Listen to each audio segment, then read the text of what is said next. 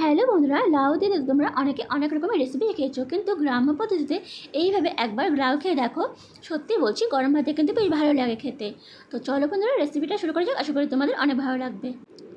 তো দেখো, রেসিপিটি বানানোর জন্য প্রথমে এখানে লাউ নিয়েছি। আর দেখো, আমরা যেমন লাউ ঘন্ট খাই তার থেকে কিন্তু একটু মোটা মোটাই করে কিন্তু লাউটা কাটা হয়েছে। আর এখন দেখো, নিয়েছি একটা ফ্রাই প্যান, আর এখানে দিব আমি সামান্য পরিমাণে তেল। যেহেতু আমি লাউয়ের পরিমাণটা একটু কম নিয়েছি, তাই তেলের পরিমাণটাও একটু কম দিলাম। এখন দেখো, তেলটাকে একটু ভালো করে গরম করে নিতে হবে। তো দেখো, তেলটা কিন্তু খুব ভালো করে গরম করে নিয়েছি। এখন এখানে ফোড়নে দেবো একটা শুকনো লঙ্কা। তো দেখো, একটা শুকনো লঙ্কা ফোড়নে দিয়েছি। দেওয়ার পরে একটু হালকা ভেজে নিতে হবে শুকনো লঙ্কাটাকে।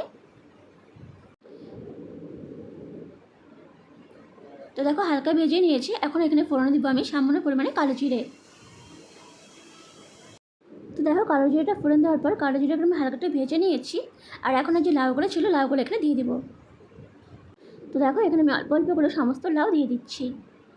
আর বন্ধুরা, তোমাদের যদি আমার রেসিপিগুলো ভালো লেগে থাকে তো প্লিজ একটা লাইক, কমেন্ট, শেয়ার আর সাবস্ক্রাইব করে তোমরা আমার পাশে থেকে যেও। আর পাশে থাকা বেল বাটনটা প্রেস করে দিও।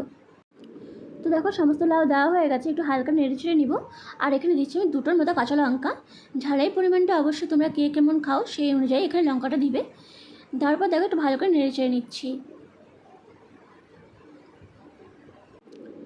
এখন এখানে দেবো আমি সামান্য পরিমাণে লবণ। তো লবণও দেখো আমি একটু সামান্য পরিমাণ দিলাম, দিয়ে একটু হালকা নেড়ে ছেড়ে দিব। নেড়ে ছেড়ে দিয়ে একদম ঢাকা দিয়ে রেখে দিব কম করে 5 থেকে 7 মিনিটের জন্য। তো দেখো, একটা ঢাকনার সাহায্যে ঢেকে দিলাম। আর এখন দেখো, 5 মিনিট পরে ফিরে আসলাম। 5 মিনিট পরে কিন্তু দেখো অনেকটা কিন্তু লাউটা সেদ্ধ হয়েছে, দেখতেই পারছো। আবার আমি একটু হালকা নেড়ে ছেড়ে দিব।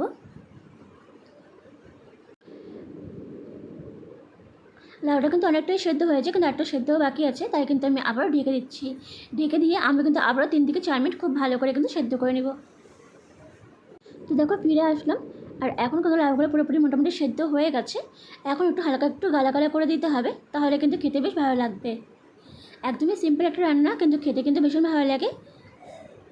অনেকে হয়তো খেয়েছো, যারা খাওনি তারা অবশ্যই একবার বাড়িতে ট্রাই করে দেখতে পারো। একদমই সিম্পল একটা রান্না, খুব সহজেই হয়ে যায়, কিন্তু খেতে কিন্তু বেশ ভালোই লাগে। আর তোমরা যদি এইভাবে খেতে চাও তাহলে কিন্তু অবশ্যই এই রেসিপিটা একবার হলে দেখতে পারো। তো দেখো, অনেকটাই কিন্তু আমি একটু ভেঙে ভেঙে দিচ্ছি। আর লবণটা আমার একটু কম মনে হচ্ছিলো, তাই কিন্তু লবণটা আমি একটু দিয়ে দিলাম। দিয়ে কিন্তু আবার একটু হালকা নেড়ে ছেড়ে নিব।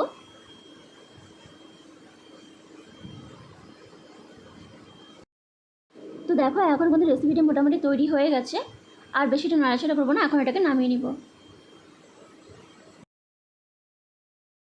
তো দেখো, তৈরি হয়ে গেছে গ্রাম্য পদ্ধতির লাউয়ের রেসিপি। দেখতে কিন্তু বেশ ভালো লাগছে, আর কি গরম ভাতে কিন্তু বেশ ভালোই লাগে খেতে। তোমরা কিন্তু অবশ্যই বাড়িতে একবার হলে ট্রাই করতে পারো। একদমই সিম্পল একটা রান্না, কিন্তু গরম ভাতে কিন্তু ভালোই লাগে। তো বন্ধুরা, রেসিপিটা কেমন লাগলো অবশ্যই জানাবে। আর যদি ভালো লেগে থাকে তো লাইক, কমেন্ট, শেয়ার, সাবস্ক্রাইব করে পাশে থেকে যেও।